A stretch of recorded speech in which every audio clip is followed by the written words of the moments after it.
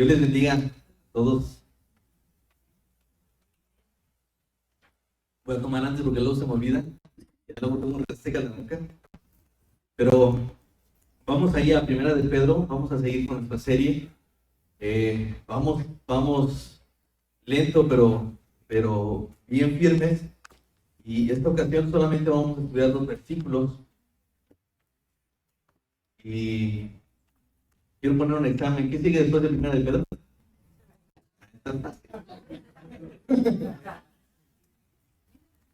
Okay. Y vamos a ir a Primera de Pedro, capítulo 4, versículos 12 y 13. Dice la palabra de Dios: amados, ya estoy en vivo, ¿va? Adelante. Amados, no se sorprendan del fuego de prueba que les ha sobrevenido, como si alguna cosa extraña les estuviera aconteciendo, sino gócense por cuanto son participantes de los padecimientos de Cristo, para que también en la resurrección de su gloria se gocen con gran alegría. Bendito Padre, queremos rogar para que nos muestres tu gloria a través de tu verdad, para que nos muestres a Cristo a través de tu verdad, para que en este tiempo, Señor, en nuestro corazón haya un verdadero anhelo y un gozo inquebrantable, un gozo eterno, un gozo que nos dé una alegría abundante, Señor. Queremos rogar por tu presencia, queremos rogar por tu gracia y tu misericordia. No que nos falte ahora, porque sabemos, Señor, que por tu gracia y misericordia estamos aquí, sino que la podamos notar, que podamos percibirla, que podamos ser sensibles a esta verdad. Te ruego, Señor bendito, que hoy tus palabras queden ancladas en nuestros corazones, Señor. Tus palabras hagan algo importante en nuestras vidas. Y que a partir de este día, Señor, podamos anhelar tu presencia. Te lo ruego en el nombre de Jesús. Yo quiero llamar este sermón: Dios tiene un plan maravilloso para tu vida. Y este es el título de un libro de un hombre llamado Ray Comfort, que el título del libro tiene un contraste con la portada del libro. El libro pretende poner este título como una sátira de lo que a veces es la vida del cristiano. Y es que hoy en día lo que más se trata de comunicar es que Dios tiene un plan maravilloso para tu vida. Y no estoy en contra de esto. De hecho, creo que Dios tiene un plan maravilloso para cada una de nuestras vidas. De eso estoy seguro. Pero si tú estás pensando en este plan maravilloso, como recibir la casa por la que has estado orando todo este tiempo, recibir el coche último modelo por el cual has estado orando el último tiempo, por terminar tu carrera y ser un exitoso empresario, probablemente es ahí donde yo no estaré de acuerdo contigo. Yo no estoy diciendo que eso sea malo, estoy diciendo que no ores por lo que necesitas. Yo lo que estoy diciendo es que nada de esto va a traer tu felicidad. Y que si algo quiere Dios para tu vida, es algo maravilloso, eso es cierto. Yo les decía que en el libro este hombre pone a propósito este título porque ese es el común denominador en la enseñanza de muchas iglesias cristianas. Yo no digo que no hay cristianos, pero este es el mensaje que comúnmente se hace, ¿sí? Y digo que es un contraste con la portada porque en la portada aparece Esteban apedreado. Entonces, pero el título es importante. Por eso es que he querido llamar hoy este sermón, Dios tiene un plan maravilloso para tu vida. Yo quiero que lo creas. Hoy yo voy a animarte y voy a reclamar para ti esa vida. Y yo espero que tú también la desees y la anheles. Nosotros estamos viviendo un tiempo donde ser cristiano es muy fácil. De verdad, hermano, no hay ninguna complicación en decidir un día venir a una iglesia cristiana y congregar. No es difícil. Lo que es difícil es tener una verdadera comunión con Dios. Lo que es difícil es dejar toda esa vana manera de vivir, toda esa forma en la que nosotros nos dedicábamos cuando estábamos en la ignorancia, como dice Pedro. Entonces, yo quiero mostrarles el contraste de esta verdad acerca de la escritura, de cómo es que Dios tiene un plan que es importante para tu vida. Y es maravilloso, ¿no? Entonces, evidentemente, si tú estás pensando en este plan maravilloso, el poder tener ausencia de problemas, el no tener dificultades, estaremos empezando mal. Pero quisiera yo empezar por el versículo 7. Ustedes recuerdan, desde ahí estábamos la vez pasada. Y dice Pedro ahí, más el fin de todas las cosas se acerca. Es decir, no voy a empezar desde allá, sino quiero recordarles que ese es nuestro contexto. Pedro está hablando acerca del fin de las cosas. Y ustedes recuerdan que les decía esta parte que yo no me quería enfocar mucho en las realidades de la escatología, sino más bien en los propósitos de Dios de todas las cosas. Por eso es que ahí la palabra fin es la palabra en griego telos, que tiene que ver más con el cumplimiento del propósito de todas las cosas. Y en ese lugar, en ese momento, en la consumación de la venida del Señor Jesucristo, nosotros probablemente hasta ese día vamos a entender por qué Dios ha permitido que pasemos diferentes cosas. Ese día va a ser el momento en el que todo lo que estás atravesando, todo lo que estás viviendo y esa persecución sistemática que está llevando a cabo tu familia o tu trabajo en contra de ti por ser aleluyo, tendrá una razón y tú lo vas a saber. Y probablemente no es que te va a decir, mira, ¿sabes por qué te hice esto? El Señor te va a decir, y es lo que yo quería conseguir, es esta paz, y mira que iba a hacer. No, es algo glorioso. Entonces, la pregunta es, ¿cuál debe ser la respuesta del creyente a la luz del hecho de que el fin de todas las cosas se acerca? Esa es la pregunta importante que ahora debemos hacernos. Pedro lo ha puesto allí en su carta y es algo que la iglesia cristiana de hoy tiene que hacerse. ¿Cuál debe ser la respuesta del creyente a sabiendas de que el fin de todas las cosas se acerca? Y veíamos la vez pasada que teníamos que vivir una vida sobria, una vida de oración, una vida de estar atentos, velando para este día. Debíamos vivir una vida de misericordia, perdonándonos unos a otros, teniendo un amor ferviente, un amor que se estira a lo máximo. A eso es lo que se está refiriendo, porque solamente un amor así va a cubrir multitud de pecados.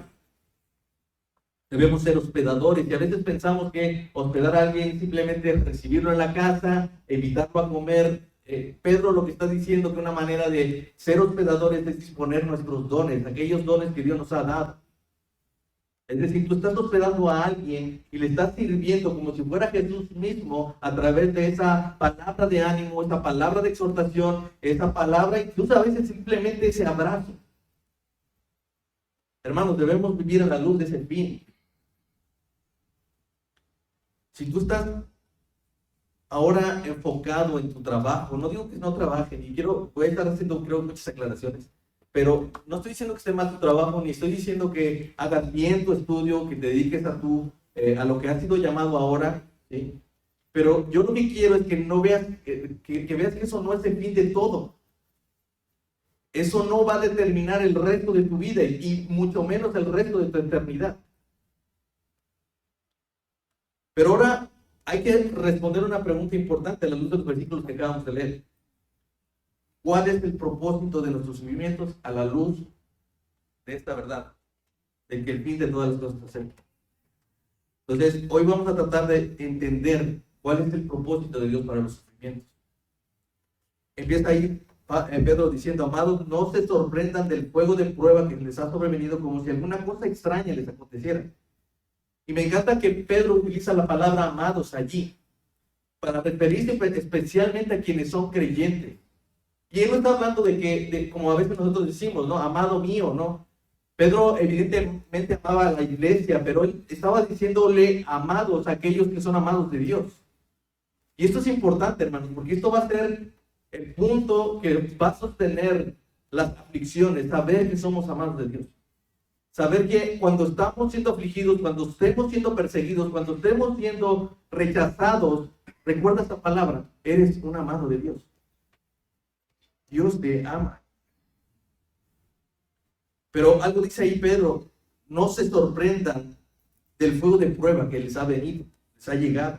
Pedro de hecho ahí está usando la misma palabra que usó en el versículo 4, cuando les dice a estos A los incrédulos les parece cosa extraña que ustedes no corran con ellos en el mismo desenfreno de disolución y los ultrajan. Ellos se extrañan que no vayan en esa misma corriente, porque lo natural es que ustedes han visto ahorita en Jalapa cuando llueve, han visto los ríos que corren por las calles y tú avientas algo y no va a ir al sentido contrario, va al sentido de la corriente, ¿no? Es decir, cuando tú, imagínate ver, tiras algo sobre esa corriente y en lugar de bajar según la corriente va en contra, te extrañarías, eso sería sorprendente, ¿no? Así que ellos se sorprenden porque tú no vas en esa misma dirección, en ese mismo sentido de la corriente. Pero Pedro utiliza esa misma idea para poder decir, no te extrañes, como si algo que no supieran que iba a suceder está sucediendo. No te sorprendan como si esto fuera algo extraño. No se sorprendan. Al cristiano no le debería de extrañar, no le debería sorprender, porque esto es parte de un llamado, esto es parte de su llamado, esto es una señal de que tú te estás relacionando con Cristo. Así que lo que yo voy a tratar de demostrarles, hermanos, en este primer versículo es que la realidad de las aflicciones, esas son inevitables, no vas a poder evitar. Si tú te estás identificando con Cristo, óyeme bien, no vas a poder evitar esta realidad. De hecho, Pedro ya lo había dicho en los versículos 21, versículo 2, capítulo 2, versículo 21. Pues para esto fuiste llamados, porque también Cristo padeció por nosotros, dejándonos ejemplo para que sigamos sus pisadas. Para eso fueron llamados. El sufrimiento es parte del llamado cristiano, como dice Pablo ante las Tesalonicenses, capítulo 3, versículo 3. Nadie se inquiete por estas tribulaciones, porque ustedes mismos saben que para eso están puestos. Estas aflicciones son parte de este camino que hemos decidido seguir. Hechos 14, 22 dice, es necesario que entremos en el reino de Dios a través de muchas tribulaciones. Segunda de Timoteo 3:12, y también todos los que quieren vivir piadosamente en Cristo Jesús padecerán persecución. No sé si quieren que les sigan. Pero la Biblia completamente, de principio a fin, te está diciendo, las aflicciones son verdad.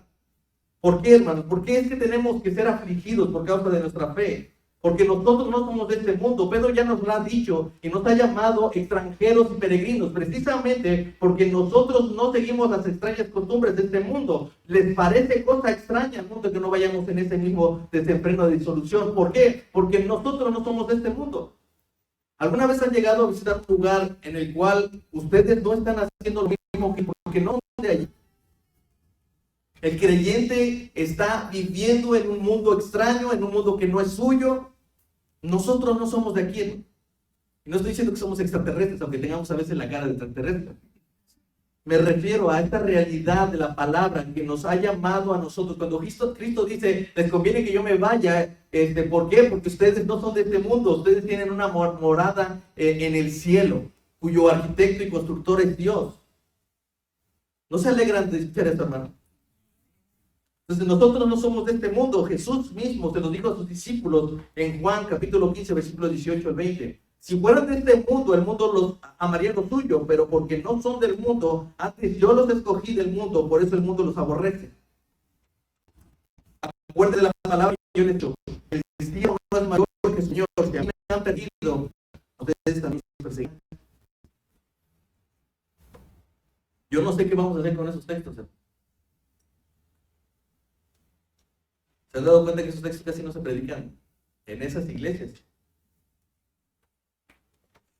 Jesús en su oración sacerdotal está diciéndole al Padre, yo les he dado tu palabra y el mundo los ha aborrecido, porque no son del mundo, como tampoco yo soy del mundo. Y más adelante el versículo 18 dice, como tú me enviaste al mundo, así yo los he enviado. ¿Se dan cuenta? Aquí está el propósito. Así como el Señor, el Padre, lo envía al Hijo a morir en la cruz, a sufrir por nosotros, así dice Jesús, yo así los envío también al mundo. De esta misma manera. Como está escrito, Pablo dice en Romanos 8:36, por causa de ti somos muertos todo el tiempo, somos como ovejas al matadero. Si el mundo, hermano, no nos aborrece, algo estamos haciendo mal. No, yo no estoy diciendo que todos deberíamos ser perseguidos y que todos tendríamos que morir para mostrar que somos verdaderos creyentes. No estoy diciendo eso. Lo que yo estoy diciendo es que la respuesta evidente de un mundo en tinieblas es el rechazo a la luz. Es muy probable que los que asuman una postura abierta hacia Cristo se van a convertir en el blanco de cualquier tipo de ataque. Y es que el resultado natural de exhibir la luz del Evangelio es precisamente eso, hermanos. Cuando nosotros exhibimos esta luz del Evangelio con nuestras vidas, es imposible que un mundo sumergido en las tinieblas no responda y rechace esa verdad. Así que no te creas que eres tan importante, no es eso, hermano. Es que cuando tú vives a la luz de ese fin de las cosas, cuando tú vives a la luz de ese evangelio, tú lo vas a mostrar a través de tu vida. Y cuando eso sucede, no es que estás poniéndote como carne de cañón, sino que es naturalmente orgánico. Y esto es lo que va a suceder cada vez que tú muestres a Cristo a través de tu vida. Cuando tú estás exhibiendo a través de tu vida el evangelio, es imposible que la gente no quiera arrancarte la cabeza, que no te odie con ese sentimiento y ese resentimiento. Y te pueden no conocer, pero una vez empieza a decirlo, te puedo hablar de Cristo, en ese mismo instante empieza a odiarte. Si alguno de ustedes ha salido a predicar el evangelio en las calles o ha tratado de compartirle a una persona cercana, aún a una familia, tú vas a saber el momento en que una persona te odia cuando tú le mencionas a Cristo. Y no solamente eso, hermano, cuando tú empiezas a vivir una vida piadosa, aún los más cercanos lo notan. Por eso te humillan y por eso te hacen ese tipo de apodos. Si es así, hermanos, vamos bien. El apóstol Juan pone como ejemplo a Caín en su primera carta. Y dice en 1 Juan 3, capítulo 3, versículo 2 y 13, hablando de Caín, cómo es que había matado a su hermano, y él hace una pregunta ahí, ¿por qué causa mató a Abel? Dice él, porque sus obras eran malas y las de sus hermanos eran justas. Hermanos míos, no se extrañen si el mundo los aborrece. ¿Por qué mató Caín a su hermano Abel? ¿Porque Caín era malo o porque Abel era justo? ¿Por qué creen ustedes? Bueno, yo creo que evidentemente las obras de Caín eran malas y evidentemente las obras de Abel eran justas, ¿sí? Pero la razón por la que por lo que lo mató precisamente es por esa mezcla de dos cosas. Porque tanto a Caín era malo como Abel era justo. Y cuando tú con tu vida haces un contraste de la maldad de cualquier otra persona, eso no les agrada. ¿Por qué razón Caín mató a su hermano Abel? Porque había una clara evidencia de que él estaba haciendo algo mal. Había evidencia, alguien le estaba mostrando lo malo que era.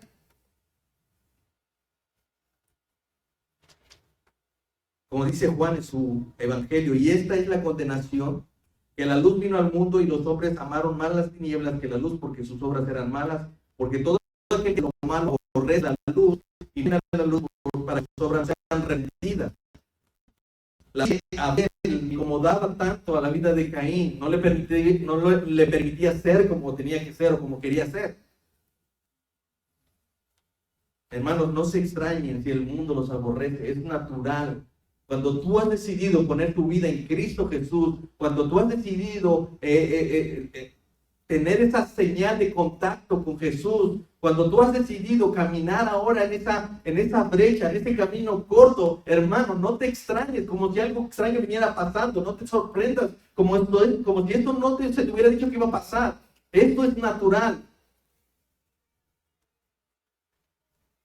No se sorprendan, no se extrañen. Un cristiano no debe pensar en que su aflicción o persecución es algo accidental. Para Dios nuestra aflicción es como un instrumento útil, un instrumento eficaz para probar la fe y purificar nuestra fe. Dice ahí, amados, no se sorprendan del fuego de prueba que les ha sobrevenido. Y cuando vean esta palabra la pueden subrayar. El fuego de prueba, piensen en una hoguera. O piensen en una ordalia. ¿Saben ustedes qué es una ordalia? La ordalia era lo que usaba la Santa Inquisición. todos esos métodos, todos esos exámenes que hacían en la Edad Media para poder comprobar la verdad. ¿Sí?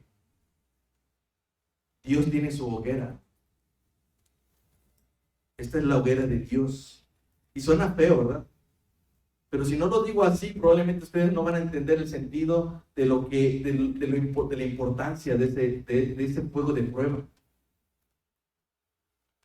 La aflicción es la ordalia, es la hoguera, es el examen, es una prueba de Dios para probar la fe de los creyentes. Pedro hace énfasis de eso precisamente en el capítulo 1, versículos 6 y 7, en el cual ustedes se alegran. Noten esto, se alegran, aunque ahora por un poco de tiempo, si es necesario, tengan que ser afligidos en diversas pruebas, para que sometida a prueba vuestra fe, mucho más preciosa que el oro, el cual aunque perece, se prueba con fuego, sea hallada en alabanza, gloria y honra. ¿Cuándo? Cuando el Señor Jesucristo se ha manifestado. Pedro ya lo había dicho. Dios usa estos momentos, estas aflicciones, para poder probar, como lo que se hace con la plata y el oro. La plata y el oro es pasada por el fuego para purificarlo y para mostrar que el material es realmente plata u oro. Necesitamos esas pruebas.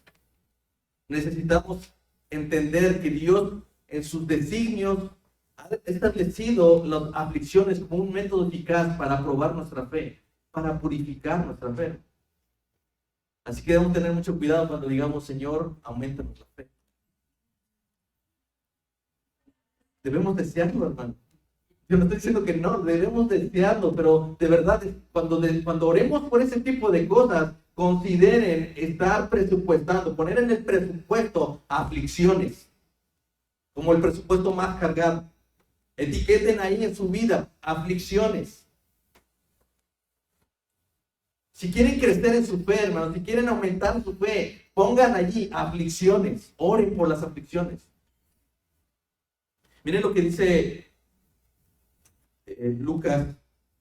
¿Recuerdan cuando Jesús está hablando allí a sus discípulos y les habla acerca de la parábola del sembrador? Y él les dice allí en Lucas capítulo 8, versículo 13, explicándoles ya qué significaba la parábola, les dice que la semilla que había caído entre los pedregales, son los que habían oído, recibían la palabra con gozo, pero estos no tienen raíces. Entonces crecen por algún tiempo y después de la prueba se apartan. ¿Se dan cuenta? Me gusta cómo lo dice Mateo. Mateo dice, y el que fue sembrado sobre los pedregales, este es el que oye la palabra y al momento la recibe con gozo, pero no tiene raíz en sí, sino que es de corta duración, pues al venir la aflicción o la persecución por causa de la palabra, luego tropieza.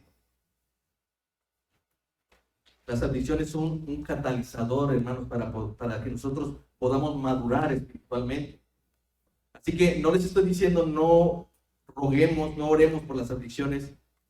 Pidamos a Dios por esas aflicciones. Y sobre todo, hermanos, probablemente ahora muchos de nosotros estamos viviendo una aflicción. Probablemente ahora muchos de nosotros estamos haciendo preguntas importantes acerca de nuestra vida. Pero el cristiano debe recordar que todas las cosas le ayudan para bien y las aflicciones son parte de ese bien. Miren cómo lo dice Pablo a los tesalonicenses en su segunda carta, capítulo 1, versículo 3. Debemos siempre dar gracias a Dios por ustedes, dice Pablo, como es digno por cuanto vuestra fe va creciendo. Él está dando gracias, debemos dar gracias a Dios porque su fe está creciendo. ¿Cuántos dicen amén a eso? Pero más adelante dice, tanto que nosotros mismos nos gloriamos de ustedes en las iglesias de Dios, es decir, nosotros andamos diciendo por todas las iglesias a las que vamos, cómo ustedes van creciendo en su fe. Por su paciencia y fe en todas sus persecuciones y tribulaciones que soportan. ¿Se dan cuenta? El crecimiento de un creyente, el crecimiento de una iglesia, tiene que ver con las tribulaciones. No las que los alejan, sino las que los soportan. Así que creo que como cristianos deberíamos pedir a Dios la oportunidad de padecer por causa de su nombre. Eso sería muy bueno, ¿no? No tendríamos necesidad de invitar a los hermanos, traigan su Biblia. Hermanos, ¿cómo ves si nos juntamos para orar? Hay curso de membresía este domingo, vengan y anoten. No tendría, es más, no habría ni curso de membresía. La misma persecución, la misma aflicción haría un filtro natural. Llegarían los que son creyentes, los demás serían de aquí.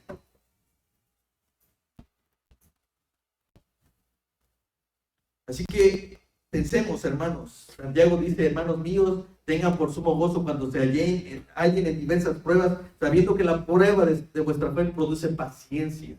Y esa palabra paciencia es un término que se refiere a la resistencia.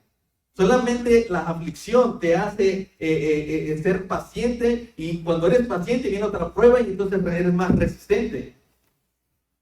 Por ejemplo, nosotros como buenos mexicanos, la razón por la que aguantamos tantas bacterias es porque estamos comiendo tacos de todos lados. Nos hacemos resistentes. Nuestro cuerpo genera anticuerpos naturalmente. Entonces, esas pruebas de fuego en las taquerías, hermanos, aumentan nuestra capacidad y nuestra resistencia. De tal manera que cuando vamos a los tacos de Doña Tifo, lo podemos soportar. Hermanos, gócense, tengan por sumo gozo cuando se hallen en diversas pruebas, porque la prueba, sabiendo que la prueba de vuestra fe produce paciencia, y paciencia produce resistencia y más resistencia. Cuando venga la aflicción, cuando venga la tribulación, tú serás resistente a él, no por ti, hermano, sino por la bendita gracia de Dios que te hizo pasar una y otra vez por esas aflicciones.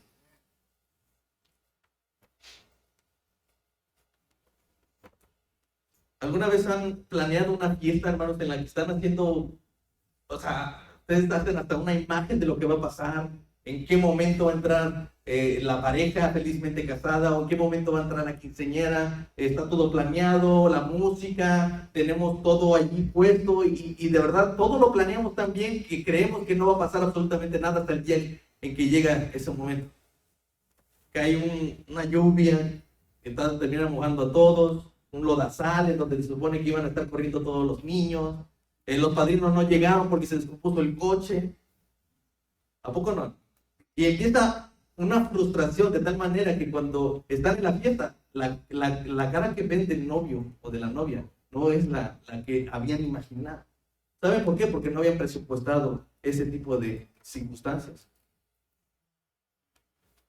Nosotros tenemos que considerar que estamos en una fiesta. Y mi idea no es que ustedes ahora se vayan aquí tristes. No, porque el llamado es a que se gocen y que se alegren. Pero si no presupuestan, si no ponen en el presupuesto las aflicciones, van a vivir frustrados toda su vida. Y van a estar preguntando no que Dios eres tan bueno, no que Dios eres tan misericordioso. ¿Y dónde está tu misericordia? ¿Dónde está tu gracia? No que soy tu hijo amado. Hasta me dices que yo soy un real sacerdocio, ¿no? ¿No que era yo la niña de tus ojos? Es por eso. Así que entre más rápido asimilemos la idea de que las aflicciones son parte de mi vida, más fácil será para nosotros dejar de vivir frustrados. Alégrense, hermanos. El propósito es que se alegren. Dice, entonces Pedro lo que hace es un contraste. Dice, no se saquen de onda. Más bien, alégrense, gócense por cuanto son participantes de los padecimientos de Cristo. Pedro introduce ahí un contraste muy radical, y el énfasis está precisamente en lo contrario. Que ustedes pasen de la tristeza a la alegría, que se gocen. Ahí está el énfasis en el mandamiento. Es un mandamiento, hermanos, que ustedes se alegren. No es un simple llamado a tomar las cosas del lado más amable. No es que terminemos siendo positivos, no, de esto algo va a resultar, algo bueno tiene que resultar. No estoy hablando de eso. Los cristianos han de regocijarse no en el hecho de que están sufriendo, sino porque sus sufrimientos los identifican con Cristo. Sí, porque ustedes piensan que, el sufrimiento o la persecución por definición implica dolor, implica llanto. Yo no les voy a decir que no van a llorar. Cuando muere un ser querido, no les voy a decir que no lloren, porque si no, no van a ser creyentes. Yo no estoy diciendo eso. Lo que estoy diciendo es que solamente la tribulación produce una verdadera alegría. Y ahorita les voy a explicar por qué. Entonces, en primer plano, Pedro está diciendo que es porque nosotros estamos siendo partícipes, estamos participando de los padecimientos de Cristo. Yo no estoy diciendo que estamos participando en la obra de salvación o de redención de nuestro Señor Jesucristo. No, no estoy diciendo eso, sino que nos identificamos con Él a través de las tribulaciones. Dice Filipenses 1:29, porque a ustedes les es concedido, les es regalado a causa de Cristo, no solo que crean en Él, sino que también que padezcan por Él. Probablemente Pedro, mientras escribía estos versículos, estaba pensando las palabras de Jesús en el Sermón del Monte, cuando Él les dice, Mateo 5, versículo 10, bienaventurados los que padecen persecución por causa de la justicia, porque de ellos es el reino de los cielos. Bienaventurados son cuando por mi causa los vituperen, los persiguen y digan toda clase de mal contra ustedes, mintiendo. Gócense y alégrense, porque su galardón es grande en los cielos, porque así persiguieron a los profetas que fueron antes de ustedes. Es decir, no son los únicos. No vayan a agarrar esta actitud de Elías, que dice, Señor, han matado a todos tus profetas y no más, yo quedo de tus hijos. Dice, no, yo me he guardado un remanente que no ha doblado su rodilla. Entonces, Pedro sabe lo que está diciendo. Él no solamente recordaba las palabras de Jesús, él vivió las palabras de Jesús. Él está allí en el concilio, recuerdan, empiezan ellos a predicar el evangelio, ellos son metidos en la cárcel, un ángel los saca de la cárcel, y ellos, en lugar de irse corriendo a esconderse, porque a lo mejor no era prudente salir en ese momento, oye, regresan otra vez a predicar el evangelio y los mandan a traer a un concilio y les ordenan que callen. Y entonces para que ellos entendieran, los azotan y los liberan. ¿Y saben cómo salieron ellos? Dice Hechos capítulo 5 versículo 41. Y ellos salieron de la presencia del concilio gozosos de haber sido tenidos por dignos de padecer afrenta por causa de su nombre.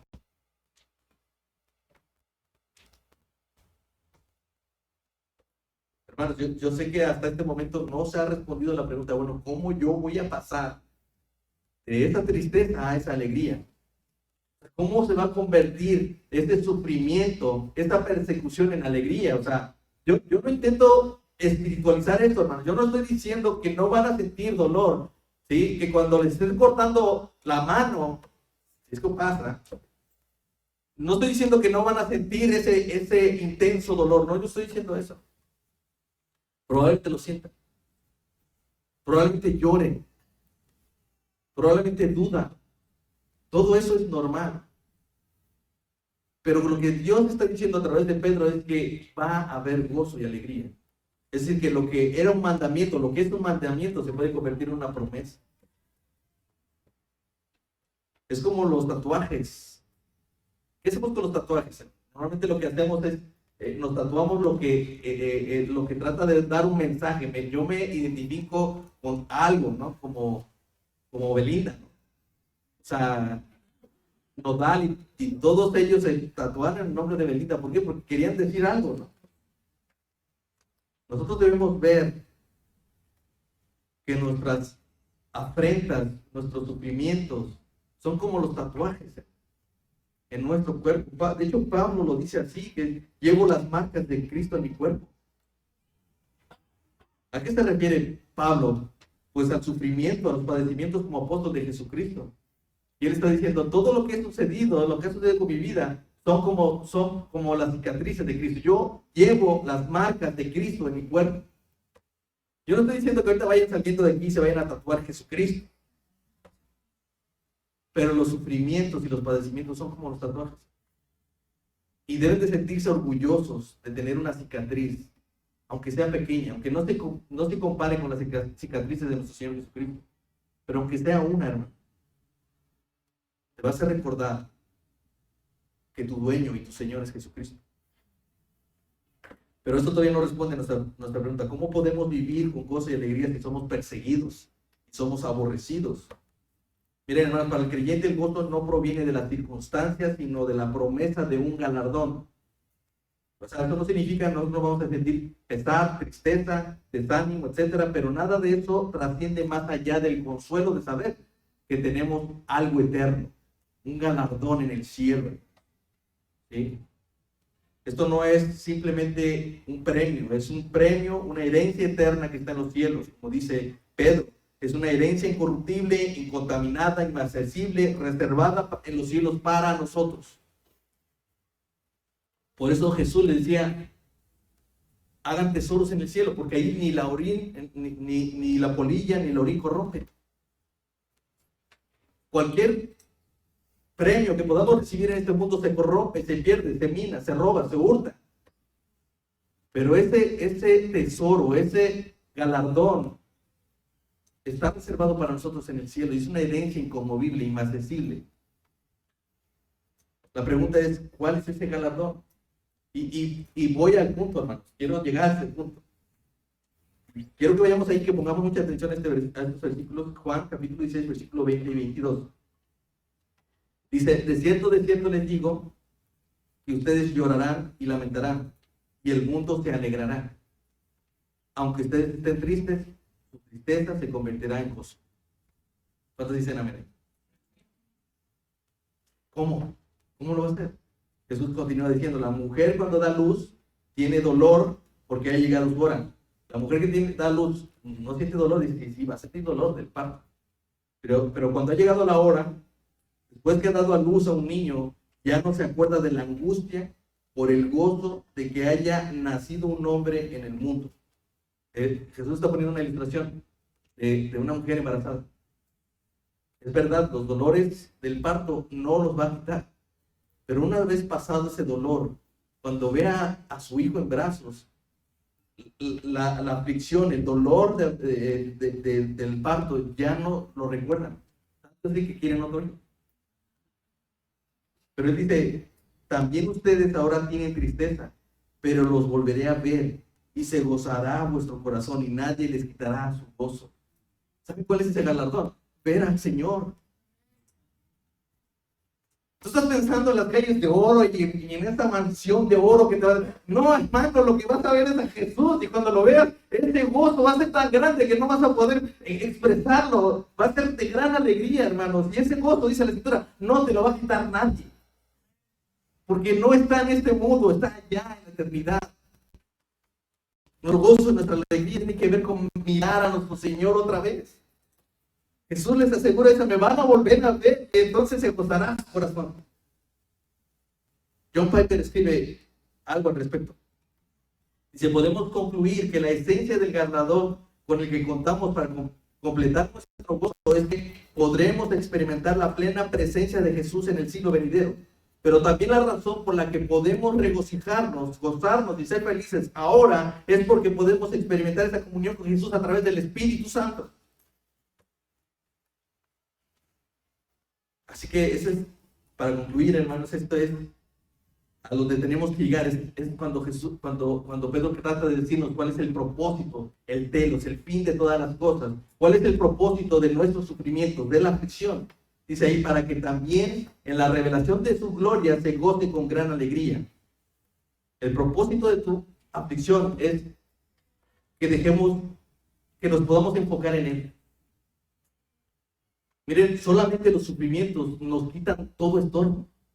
Cuando tú estás sufriendo, en este momento no estás pensando ni en el trabajo, ni si cuánto tienes en el banco, ni nada de eso, hermano. Eso no te viene a la mente. En ese momento tú te sientes vulnerable, en ese momento tú te sientes incapaz de lograr hacer algo. Y en ese momento, cuando estás frustrado, cuando estás viviendo la aflicción, no hay otra manera que mirar hacia el cielo y mirar al Señor, porque la aflicción te desenfoca, hermano, de mirarte a ti mismo, de tu propio orgullo, de decir, es que me están manchando mi nombre, me están haciendo daño a mí, el que construí, el que hizo, el que ha hecho tantas cosas.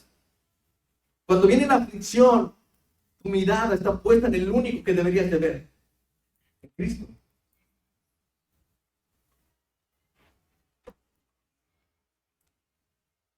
Todas las cosas que nos distraen son quitadas en ese momento, para que podamos verle a Él más claramente. Y voy a poner unos ejemplos simplemente para terminar.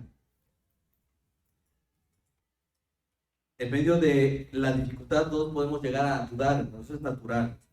Incluso Juan el Bautista tuvo esa duda. ¿Ustedes recuerdan? Juan estaba en un momento bautizando a mucha gente en el Jordán y presentó a Jesús. Este es el que yo les decía, el que no soy digno de desatar sus sandalias. Este es el Cordero de Dios que quitará el pecado del mundo, ¿sí? Es del que yo les hablé. Posteriormente lo meten a la cárcel y lo van a matar. Y dicen, ¿qué pasó? No, ya está aquí el Mesías, no deberías ya de poner por estrado tus pies a tus enemigos. Y entonces manda a sus discípulos y dice, oye, ¿no eres tú el que estamos esperando o esperamos a otro? ¿Tú eres el que había de venir o qué onda? Es natural, hermano. Yo no estoy diciendo que no van a tener duda. Pero ¿saben qué es lo que hace Jesús? Pone su mirada en él. Miren lo que dice la respuesta. Vayan y díganle a Juan las cosas que oyen y las que ven. Los ciegos ven, los cojos andan, los leprosos son limpiados, los sordos oyen, los muertos son resucitados y a los pobres es anunciado el evangelio. Y bienaventurado aquel que no haya tropiezo en mí.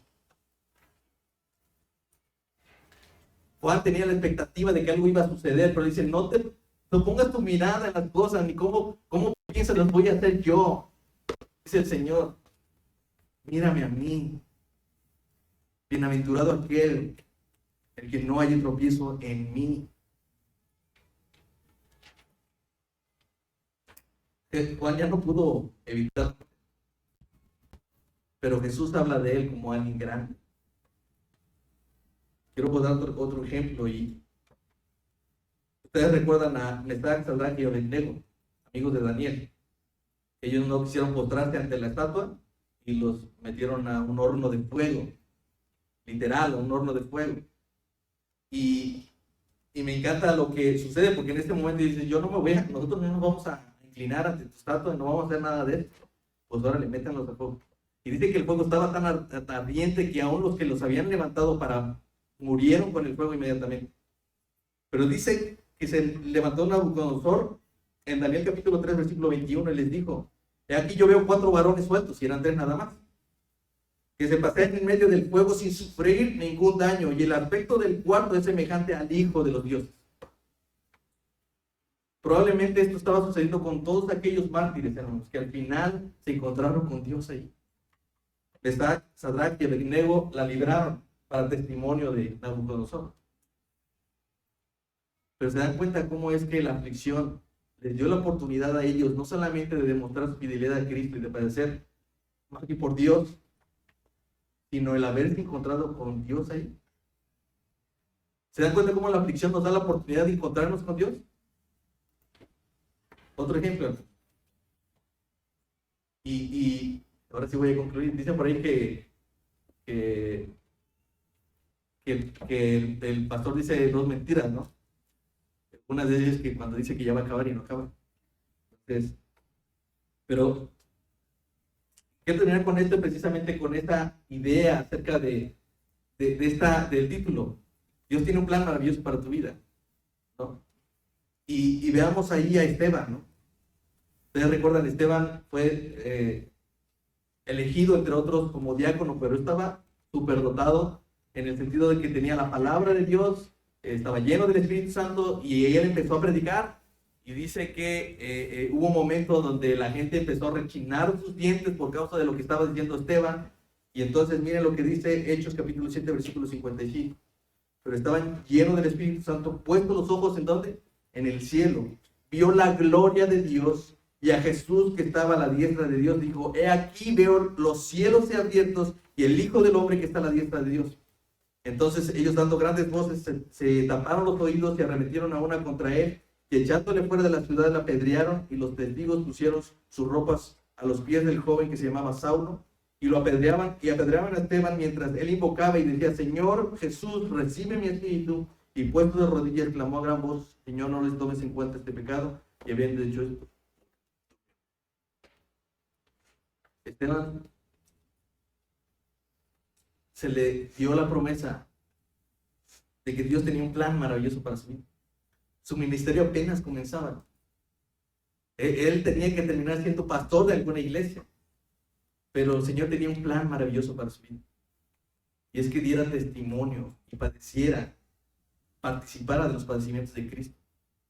Y se dan cuenta de lo que miró: a Cristo entronado, a Dios en su lugar, Él estaba consciente de que en ese momento Dios estaba en su trono. En el momento de su aflicción, Dios estaba en el mismo lugar de siempre, en su trono.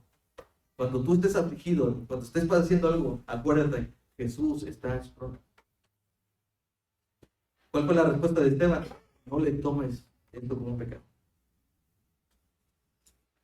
Hermanos, a veces no vamos a tener respuesta. Yo no sé, a veces no tendremos una respuesta clara de por qué está pasando lo que está pasando. Y si tú vienes a mí y me preguntas por qué estoy enfermo, por qué no podemos, por qué no estamos logrando esto, por qué estoy sufriendo, por qué me persiguen, yo no voy a saber darte una respuesta. Jesús clamó en la cruz diciendo, Padre, ¿por qué me has desamparado? Y no hubo una respuesta para Jesús. Ustedes recuerdan a Job, que cuando Satanás iba a ver a Dios, Dios le dijo, no están haciendo a mi hijo, porque no hay otro más justo como él. Y lo afligió y vivió penalidades y sufrió, y Job nunca entendió por qué estaba ahí y no hubo una respuesta para él.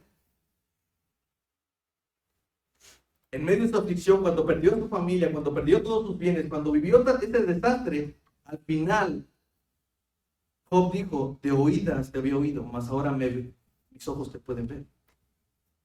Hermanos, algo que es cierto y es verdad es que las aflicciones te van a permitir mirar a Cristo con más claridad que nunca. No habrá una respuesta de por qué estás pasando ahí. Yo no sabré por qué tienes cáncer, yo no sabré por qué estás enfermo, yo no sabré por qué no pueden tener hijos, yo no sé por qué, no tengo esa respuesta. Yo no sé por qué me persiguen, yo no sé por qué me ultrajan, yo no lo sé, hermano. Pero una cosa sé, que en medio de la aflicción tú podrás ver bien claramente a tu Señor. Hermanos, cuando Pedro escribe su carta, su primera carta, probablemente la persecución no era tan activa, ¿no? Probablemente todavía no se incendiaba Roma. Nerón todavía no incendiaba Roma, probablemente. Porque si hubiera sido así, Pedro lo hubiera dicho en su carta. Y ¿saben qué me maravilla de esto, hermanos? Que providencialmente, sin saberlo, Pedro estaba preparando una iglesia para la persecución. Así que no debemos menospreciar ni esta carta ni nuestras aflicciones, porque estos son el horno de fuego de prueba de Dios. Y solamente a través de las aflicciones, todas las distracciones serán quitadas y le veremos cara a cara. Pedro sabía lo que esto significaba. Cuando Jesús murió en la cruz, cada uno se dispersó y dijeron, esto ya se acabó. O sea, nuestro Señor se fue, pero ¿saben qué pasó? Que volvieron a ver a Jesús y la palabra dice que cuando lo vieron se regocijaron viendo al Señor. Esta misma palabra que Pedro usa aquí en su carta de cómo se gozan con tanta alegría, es la misma que usa cuando encontraron otra vez a Jesús, cuando sus discípulos vieron otra vez a Jesús y se alegraron, se gozaron alegremente. Concluyo ahora, hermano. Jesús dijo, estas cosas les he hablado para que en mí tengan paz. En el mundo tendrán aflicción, pero yo he vencido. Pero no teman, yo he vencido. ¿Amén? Vamos a orar. Bendito Padre, gracias te doy, Señor, por tu palabra. Te ruego, Señor, que bendigas nuestros corazones, que nos hagas mirarte claramente a ti, que te podamos ver hermoso, como deseable, como admirable. Que cuando estemos en las aflicciones, Señor, y si tú nos estás preparando para un momento terrible, que nuestros ojos estén puestos en ti, que nuestra mirada esté en el autor y consumador de nuestra fe. Señor, te rogamos que quites todo lo que estorba para esta iglesia, porque no hace mirar tu hermosura lo que nos atrae y nos confunde, Señor. Quítalo de medio de nosotros y haznos ver tu rostro a través de las aflicciones. Te rogamos, Señor, que tú seas siempre con nosotros, así como lo dice tu palabra, hasta el fin del mundo. Gracias, hermanos, por su atención y si Dios permite, nos vemos la siguiente semana. No se olviden de saludarse, tomar su café.